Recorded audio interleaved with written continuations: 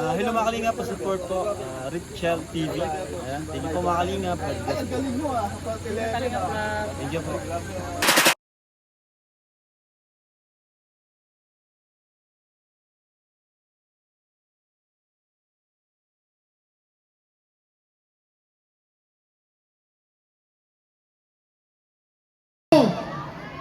Karon nagahangyo kaninyo, kitang tanan mga Dabawinyo, kitang tanan mga Pilipino, dili kita mo undang sa pagbanha, pagpakita, pagpasibaw sa atong gibate.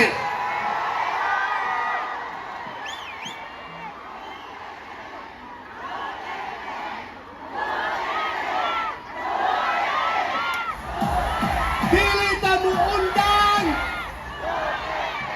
sa pagpasibaw sa atong kasubo o sa atong paghinaot na unta makabalik na diri sa atong nasod. Dili ta mo undang. Let the whole world know nga kita tanan diri naglagot o nagsubok tungod sa panghitabo. Busa di ta mo undang after this unta ipadayon nato. Ug karon tungod kay birthday karon sa atong pinalanggang mayor sa siyudad sa Davao. Bring him home! Bring him home! Bring him home! Bring him home! Salamat! Ngayong gabi! Daghan kayong salamat sa mga bumas. Assaulting. And if ever somebody pushes drugs or is a member of the drug syndicate, it is so because, and he hates that person, is so because he is involved in illegal drug. Not because of who he is. Kana ang gusto natong klaruhon. It is a legal campaign against illegal drug, and therefore, it is a just cause for everybody. Kamo tanan nakatagamtam sa iyang kampanya. Dili lang sa kampanya against illegal drugs. Daghan kayo nga mga butang nga iyang ginabuhat, no? Taxi driver, ako former LTFRB chairman, no? Nga gadumala sa mga pampublikong sakyanan, kamo mga POJ driver sa mga operator, swito mo ni anak. Nga ang iyahang kasing-kasing naa sa inyo ha. Okay? Kana, that's the reason ang iyahang pagdagan, pagdumala, pagka-mayor, dili yun matungkad o dili. He is not your typical politician. As far as my memory would recall, makahuna-huna ba mo kung siya mismo ang etos Comelec para mo file sa iyahang COC? Naamoy picture niya nga ni-file sa iyahang COC? Sa iyahang pagkamayor, sa iyahang pagka-congressman, o nibalik sa iyang pagkamayor, o ultimately sa iyang pagka-presidente, he would let other people file the COC or Certificate of Candidacy for him. Dili lang siya parehang politiko nga moadto sa Comelec siya. It is a gross understatement. Gibastos yun sa pag-ayo dito sa Villamor Air Base sa March 11, 2025. Ang unang hangyo sa iyahang doktor, kay gi-examine siya sa iyang doktor, nga kinahanglan sa idatuon sa hospital because of medical emergency. Werte na namong hangyo. Siya mismo, si Mayor Rudy ni hangyo, si E.S. Bingbong ni hangyo, ako ni hangyo, si Kitty ni hangyo, si Hanilet ni hangyo. Unsay tubag? Dili pwede.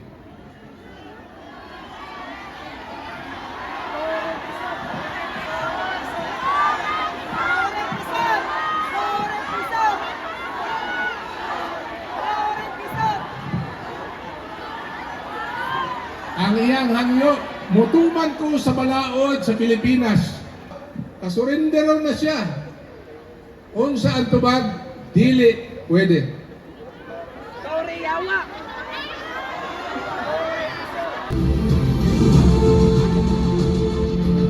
kaniya pa ang tingog sa kababalingan sa atong nurse sa konseho, Dayang Orgulyo.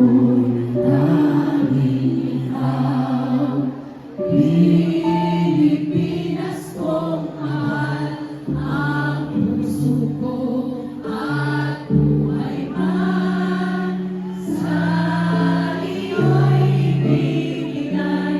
Tungkulin ko'y nangangalan, alangin ang paglingkuran, ang laya mo'y mabantayan, Pilipinas kong hirap. Pwede kayo na po pasigaw ng atong mga cellphone!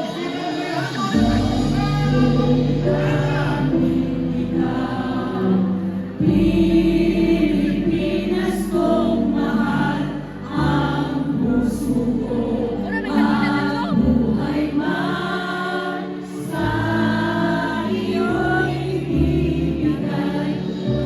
Tungkulin ko'y gagampanan, nalangin ang paglingkuran, ang laya mo'y mabantayan, Pilipinas kong hirap.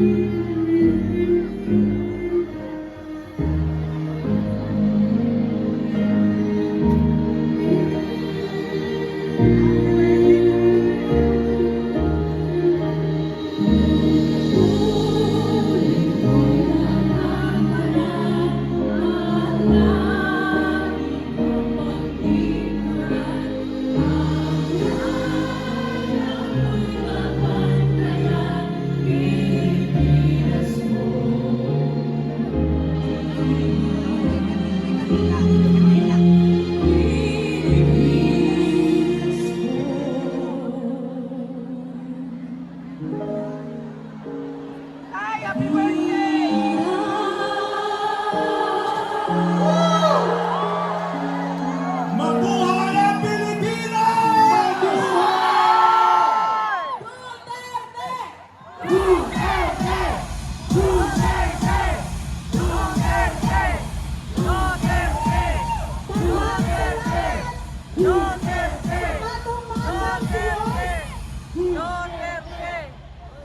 Ayaw na to kalimot ang ato ang mga kandidato sa first, second, o third district mga higala. Daghang salamat sa atong tanan. Sa mga usab.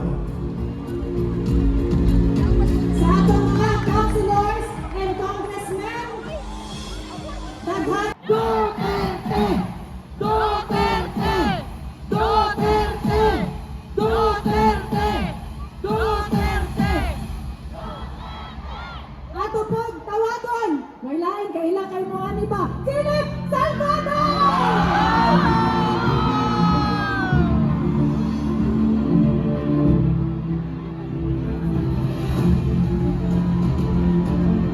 Sen! Join us, Sen! Kaila nagsuki na gagawin Sen ba kay kada na event ako dyan mag-host makahinumdum ba ka sa ko, Sen? Ate kay ka ba? Ato mga pogi na mga senators atong imbitahon. Palakpakan naman na ato ato mga senators. Og syempre para maghatag sa ato a very special message, no other than Senator Bongo.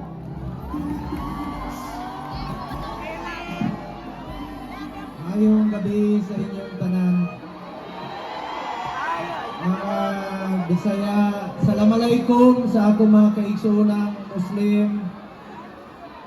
Unang-una, kabalo ko nga ningaw ang atong celebration karong adlaw, pero kung madunggan lang mo, pag narinig lang kayo ni Tatay Digong ngayon, alam kong masaya po siya ngayong araw na ito. Na nagkaisa po ang Pilipino, mahigit 200 sides, sabay-sabay nagse-celebrate po ngayon. Ipagdasal po natin si Tatay Digong. Naalam ko yung istorya sa inyo.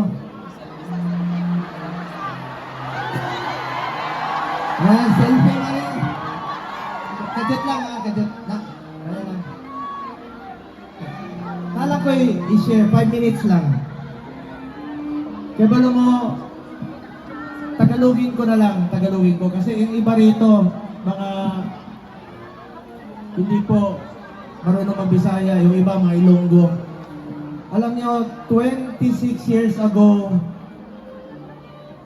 tuwing, maalala ko lang po, tuwing birthday ni ang tawag ko kay Mayor Duterte, Mayor Rudy, ayaw niyang tawagin siyang presidente. Kaya bala mo, tuwing birthday niya, nagtatago lang siya sa kwarto niya. Ayaw niya ng party, ayaw niya ng celebration. At parati niyang pinapaalala sa akin, sabi niya, Bong, sekreto lang tayo, punta tayo sa mga cancer patients, punta tayo ng Smoky Mountain, punta tayo sa mga illegal settlers dyan sa Santa Ana, dyan sa nagparty noon.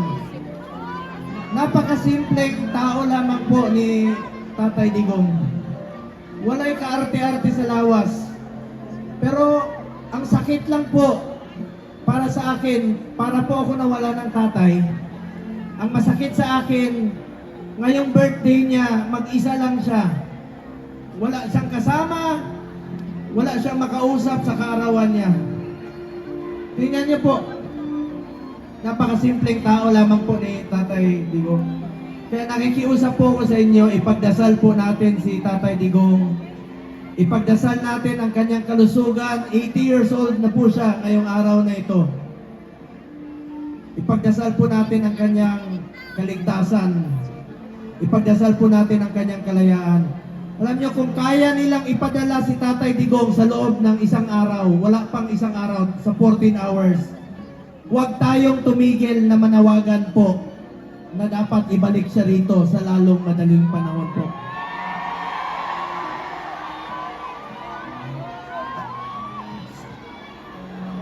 Maluoy lang ko sa iya kay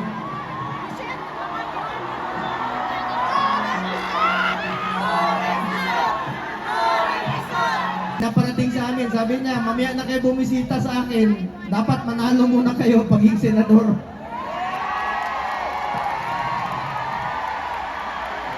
Number 1 ka, Bongo! Ipapakita ko lang sa inyo yung mga birthdays niya nung nakaraang taon.